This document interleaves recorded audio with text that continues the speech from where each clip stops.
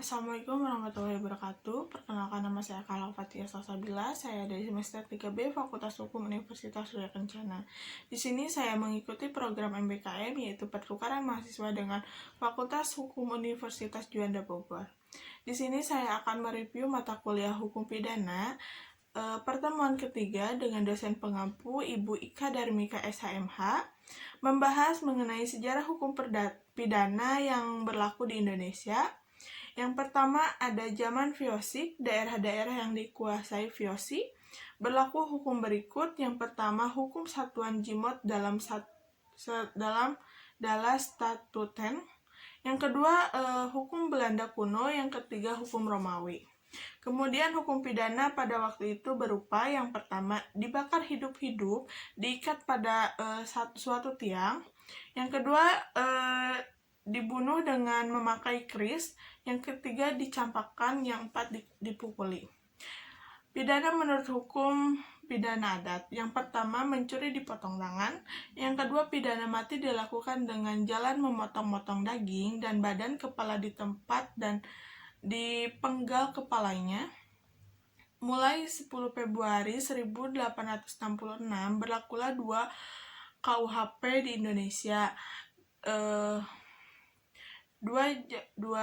Zaman Hindia Belanda pada tahun 1886, KUHP di Indonesia harus disesuaikan dengan KUHP yang berlaku di Belanda. KUHP ini mulai berlaku pada tanggal 1 Januari 1918, pokoknya sama dengan KUHP yang berlaku di Belanda. Yang ketiga ada zaman Jepang, yaitu KUHP WVSNI, warisan Belanda, tetap berlaku. Dasar hukumnya adalah Undang-Undang Wasamuserein nomor 1 tahun 1942 sebagai peraturan peralihan Jawa Madura. Rancangan KUHP pada saat ini telah memiliki RUU KUHP baru pada tahun 2014.